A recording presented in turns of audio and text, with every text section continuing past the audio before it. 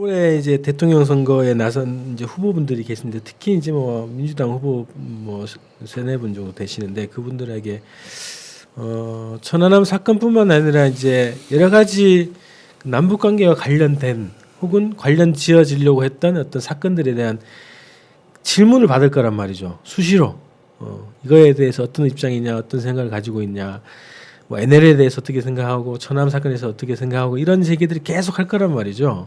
그래서 2012년의 교훈 이런 것들을 겪으시면서 지금 현재 후보 활동하시는 분들이 어떤 입장을 가지기를 바라시는지 또 조언을 해줄 수 있으면 말씀해 주세요.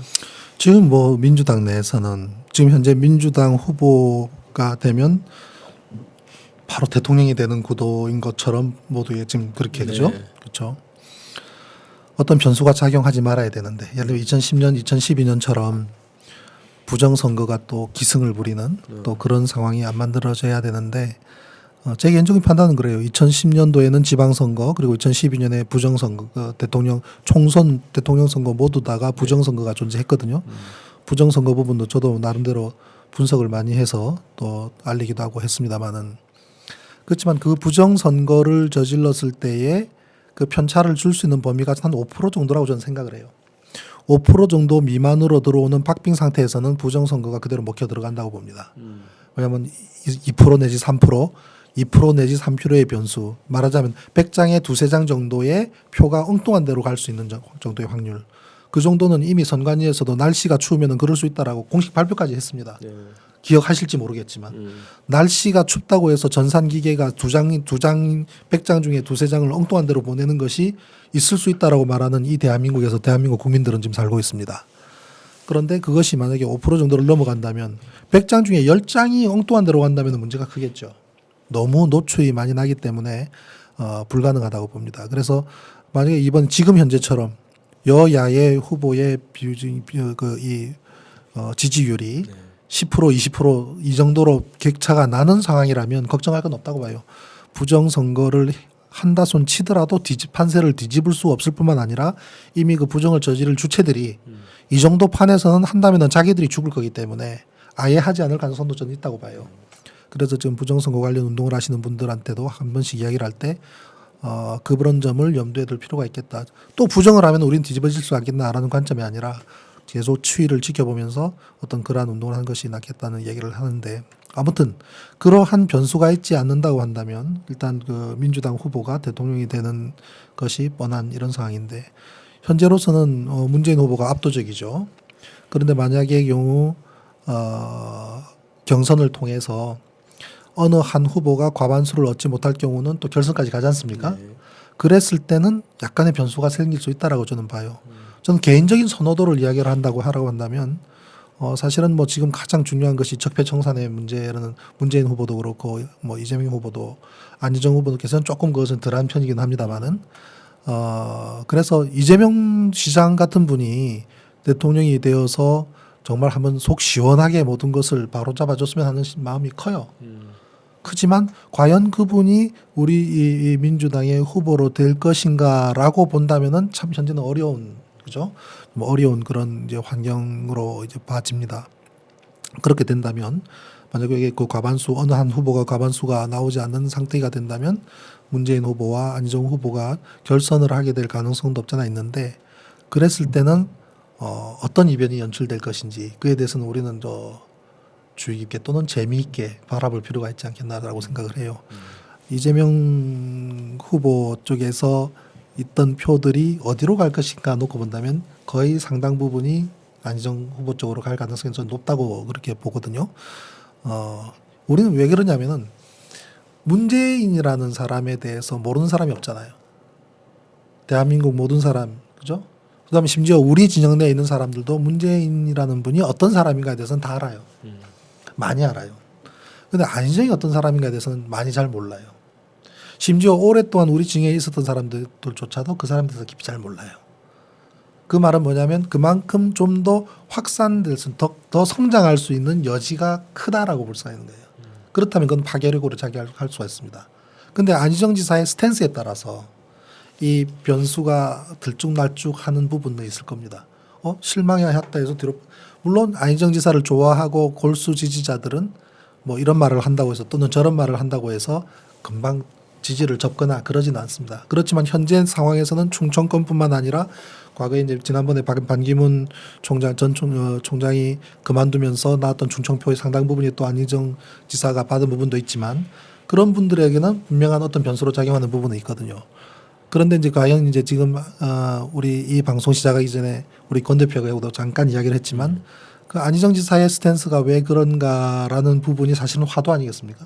저는 처음에 그런 질문을 좀 많이 받았어요. 물론 참여정부 시절에 있을 때 안 지사님에 대해서는 이런저런 개인적인 그런 관계로라도 저는 어느 정도 그분을 잘 안다고는 생각을 하지만 많은 분들이 그분이 노무현 대통령의 적자이고 또 노무현 대통령의 온갖 뒤치다거리 다 했던 그야말로 아들과 같은 또는 동지와 같은 그런 관계로 형 동생과 같은 그런 관계로 이제 지낸 굉장히 동지다라는 생각이 강하고 또 한편으로는 그것이 안희정 지사 본인 입장에서는 벗어날 수 없는 한계로 작용하는 부분을 본인 스스로가 느끼고 있을 것 같아요. 그래서 나는 그렇지 않다라는 부분의 스탠스로 가려고 하니까 운신할 수 있는 폭 자체가 굉장히 좁아요. 왜냐하면 거대한 문재인 큰 기둥이 뚝 민주 진영의 한가운데 뿌리박고 있기 때문에 거기에 서서 어디에 이렇게 해서 말해봤자 똑같은 이야기의 반복일 것 같으면은 자기 자신을 드러낼 수 있는 게 한계가 있는 거죠. 그래서 그것을 좀 더 외연을 확장하다 보니 이런저런 이야기를 하게 될 수밖에 없는 한계성이 있는데 그렇지만 그래서 이제 선의 발언이라든지 대연정 발언이라든지 그 정도 범위에 대해서는 저는 뭐 이야기할 수 있다라고 생각을 하는 편이었어요. 왜냐하면 변명 가능하거든. 변명 가능한 부분이에요. 뭐 선의 부분도 뭐 좋은 일을 하려다 보면 안 될 수도 있지 않느냐라고 좀 궁색하긴 하지만 네. 변명 가능하고 대연정 부분은 현실론이잖아요. 아니 어느 누구든 집권을 하고 나면은 여소야대일 수밖에 없는데 이 여소야대를 꾸려가면서 적정한 연정을 또는 협조 하는 관계 없이 전국을 풀어나가는 것은 현실적으로 쉽지가 않지 않습니까? 근데 그것이 소연정이냐 대연정이냐 뭐 논란의 여지는 있습니다만은 아무튼 그러한 변명의 여지는 있단 말이죠. 그런데 최근 들어서 사드 문제까지도 끌어안을 때는 그건 좀 실수한 것 같다는 생각이 듭니다. 저는 개인적으로 어떤 호불호에 있어서 뭐 안희정 지사가 더 좋다 뭐 이런 호불호 관계를 말씀드리는 건 아니고요. 한편으로 심정적으로는 문재인 후보가 그동안 보여줬던 너무 지나치게 안전주의 심지어 참여정부 시절에 비서실장을 하면서조차도 과감하게 무언가 할 수 있는 모든 것을 배척했던 아마 어느 시점 되면은 그런 부분들이 나올 거라 저는 생각을 하는데요. 그 당시에 개혁이나 혁신적인 무언가를 할 수 있는 것조차도 이것을 하기는 너무나 나라가 시끄러워진다라고 해서 결정적인 것까지도 스톱하고 블로킹했던 비서실장 시절에 아마 핵심적인 사람들은 다 알 수 있는 그런 내용들입니다만은 결정적인 것들이 있어요. 지나치게 안전 위주, 무언가 강력한 이미지로 상대방과 투쟁하는 모습을 한 번도 보여주지 않은 그런 모습들에 대한 실망감 때문에 그것을 젊은 세대인 안희정 지사가 극복해 주기를 바라는 마음 솔직하게 있습니다. 근데 이제 흔히들 그러죠. 그렇지만 더 너무 오른쪽으로 가는 건 아니냐. 어떻게 적폐 대상인 사람과 손을 잡으려고 하고 어떻게 그렇게 하느냐라고 하는 그런 비난까지 듣습니다만은 그거는 스탠스 외연 본인이 설 수 있는 마당이 좁다는 것으로 이해하면 충분하다고 저는 생각을 하고요. 그리고 안희정이라는 사람이 가지고 있는 진정성에 대해서 의심은 저는 안 하는 편입니다. 그 사람이라면은 충분히 잘 해나갈 수 있다라고 생각을 하는데 사드 문제는 한마디 제가 짚고 꼭 넘어가고 싶은 것이 이번에 좀 지지율이 흔들리는 부분도 그 부분이라고 생각을 해요. 사드 문제에 대해서 이렇게 포용을 하자면 위안부 협상 문제까지도 포용을 해야 된다는 문제가 생깁니다. 근본적인 맥이 다르지 않거든요. 강대국가 그다음에 우리와 뭐 힘들면 힘들고 혈맹이면 혈맹이고 또는 우호적이면 우호적일 수 있는 두 나라 그 나라와의 불편한 관계에 협상이 걸리는 문제에 있어서 어느 하나 차별적으로 할 수 없는 부분인데 왜 본질적으로 갔는가라고 본다면 저는 그 식민지의 유산이다까지 극단적으로 생각한 편이에요. 일본 위안부 문제도 마찬가지지만 사드라는 문제가 국토 방위적 차원에서 본다는 것은 굉장히 단편적인 거란 말이죠.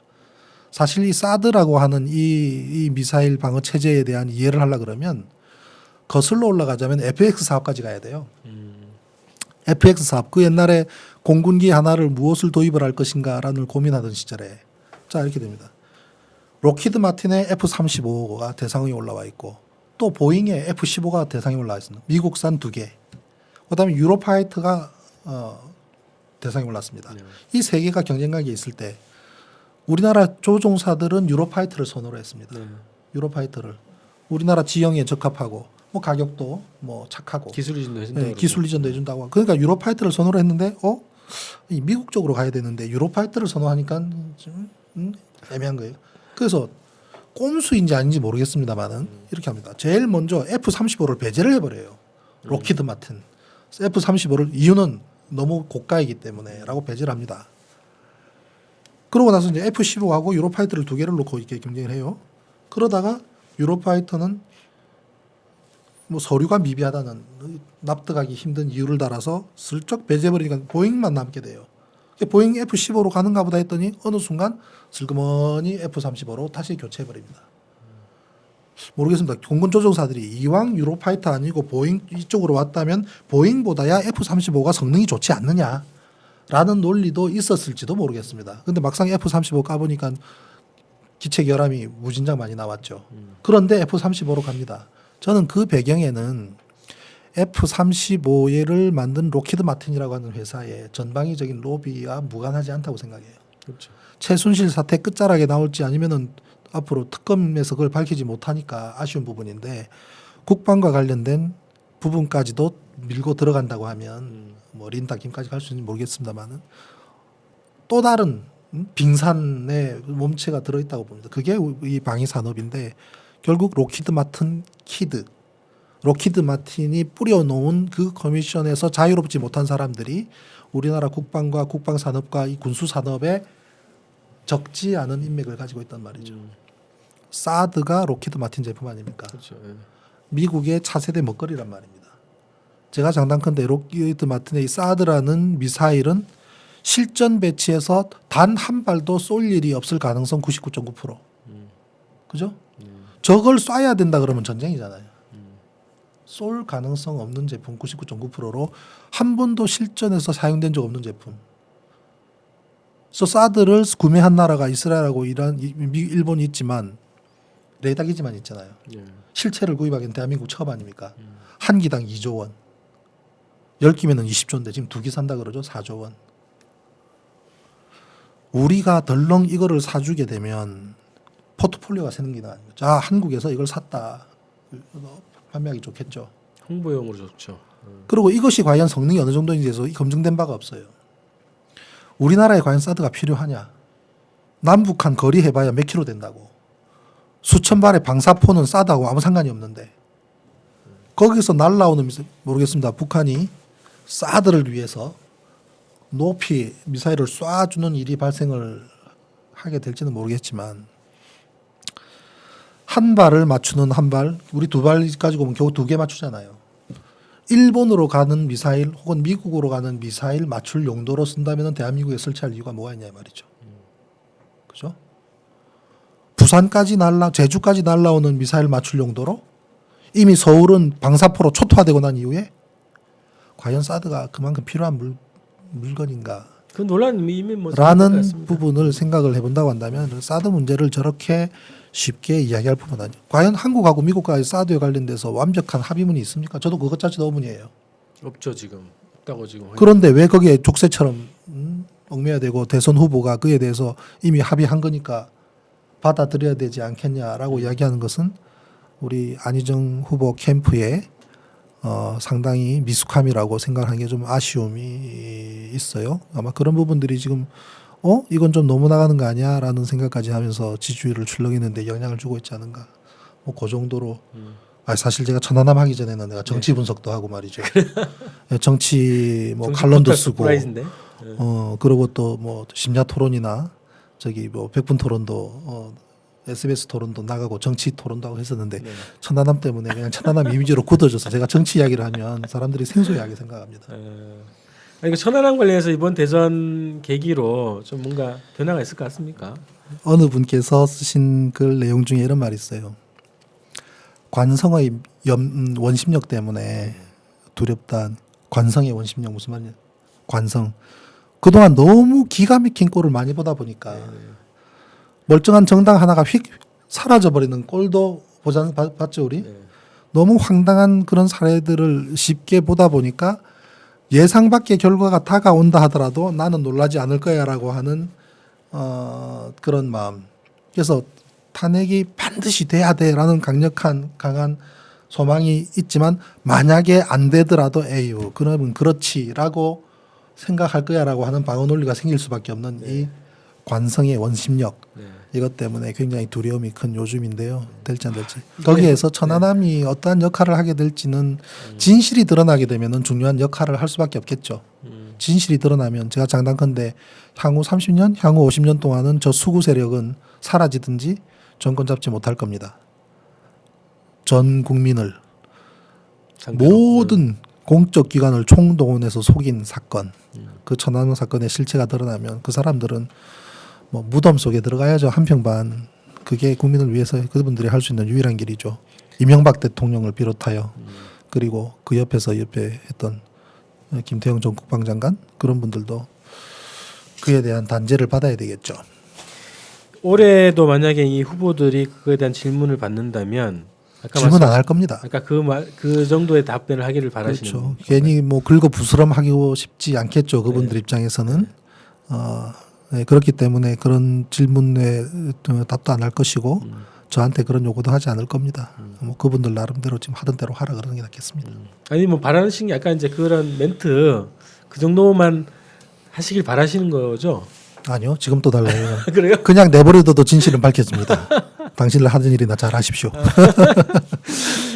야, 이제 마무리 좀 하려고 그러는데요. 진실 찾기 끝까지 하실 거죠? 돌아갈 데가 없어요. 네, 직진밖에 없다. 그러니까 옛날에 서울역 앞에 그때 대호 빌딩 있었잖아요, 그죠? 네. 그리고 3.1 고가 빌딩 있었죠. 3.1 고가 빌딩, 고가다리. 고가다리. 네. 3.1 고가다리. 네.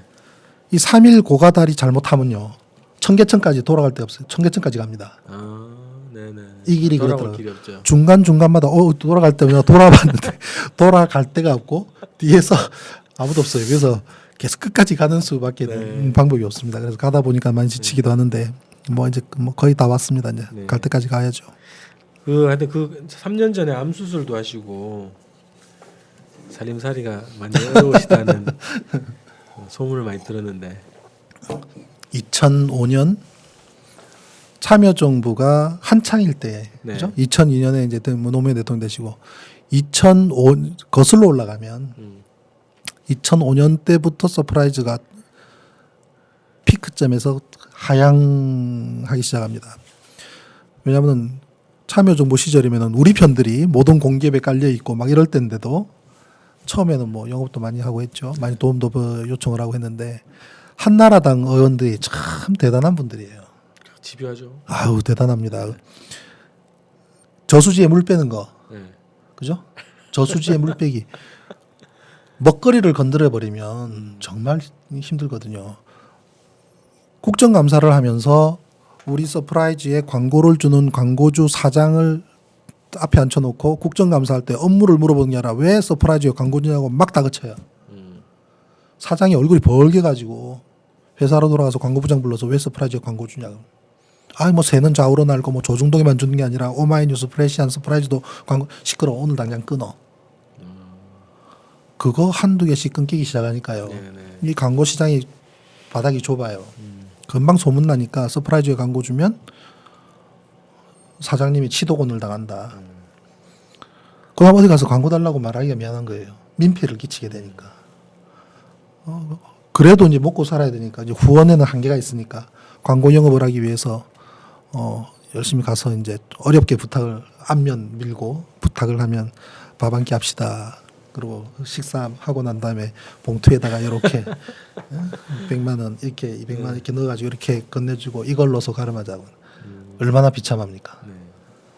그래서 광고를 못하고 그냥 그래서 그 뒤로 광고 영업 자체를 접어버렸어요. 괜히 광고 달라 그래서 또 괜히 세무조사까지 받고 그 꼴을 보게 하느니 그냥 살아보자 싶어서 이제 제 개인 역량으로 견딜 수 있는 만큼 뭐 부분적으로 팔기도 하고 하면서 지금까지 버텨왔는데 힘들긴 힘들어요. 그래서 제가 지난주에 여의도 사무실 또 세가 비싸잖아요. 평수를 절반으로 줄여서 이사를 갔습니다. 예, 줄여서. 그래서 어떻게든 이제 버텨보려고 하고 있는 중입니다. 그 신상규 대표님 아까 말씀하셨던 것처럼 어쨌든 천안함이 진실을 찾는 사람 뭐 이렇게 이미지화돼 있는데 그 운동에 참여하고 싶은 분들, 지원하고 싶은, 응원하고 싶은 분들이 할 수 있는 방법은 뭡니까? 제가 운영하는 서프라이즈라는 사이트와 네. 진실의 길이라는 네. 언론 사이트에 가서 후원하기 누르시고 한 달에 10,000원이라도 네. CBS CBS. 후원하시는 게 가장 좋은 방법입니다. 네. 그래야지 일단 지금 우리 프로그래머도 그만두셨고요. 직원도 줄일 수밖에 없고 그래서 다시 또 이제 이 재판 끝날 때까지 가려 그러면 우리 재판 도와주시는 정도만 분들이 맞춰야지. 함께 마음을 해주시는 게 무엇보다 중요합니다. 네. 진실의 길 서프라이즈 여기 사이트를 찾아가시면 될 것 같습니다. 자 이제 올해 이제 2라운드가 시작됐네. 어떻게 보면 재판으로 보면은 2라운드가 시작됐고 네. 아까 말씀하셨던 것처럼 새로운 증언들 증인들이 나올 가능성도 있고 또 간접적으로 확인되는 것도 있는데 정권 교체가 되면 아마 더 진실이 밝혀지는 날이 더 빨라질 수 있을 것 같습니다. 그래서 어쨌든 신상철 대표님과 같은 이 싸움꾼이 있어가지고 어쨌든 이 7년 동안 계속 진실의 일단이 하나씩 좀 밝혀져 온 것 같습니다. 그래서 건강하시고 또 새로운 상황, 새로운 또 증언들 이렇게 좀 밝혀지면 또 모시도록 하겠습니다. 네, 저도 뭐 나름대로 뭐 열심히 싸웠다고 생각을 하는데요. 좀 한 가지 섭섭한 거는 블랙리스트에 없더라고요. 어허. 나름대로 시도 쓰고 네. 또 천안함 프로젝트에는 주연으로도 출연하고 해서 나름 뭐 문화인이기도 한데 블랙리스트에 이름이 없어서 굉장히 별도 서운했습니다. 관리 대상자입니다. 우리 권 대표님도 블랙리스트에 저는 들어있습니다. 없죠, 저는. 그러니까 문화부에다가 돈 달라고 요청할 가능성 전혀 없는 사람은 배제한 것 같아요. 아무튼 이 방송이 잘 되기를 기원합니다. 그리고 첫 방송에 나오게 된 영광스러운 기회를 주셔서 감사하고요. 우리 주권 방송과 함께 또 앞으로도 같이 프로그램을 또 틈나는 대로 네. 같이 하도록 하겠습니다. 고맙습니다. 네. 자 이렇게 해서 오늘 모든 뉴스의 시작 주권방송 뉴스 스타트 첫 회 방송을 마치겠습니다. 고맙습니다. 고맙습니다.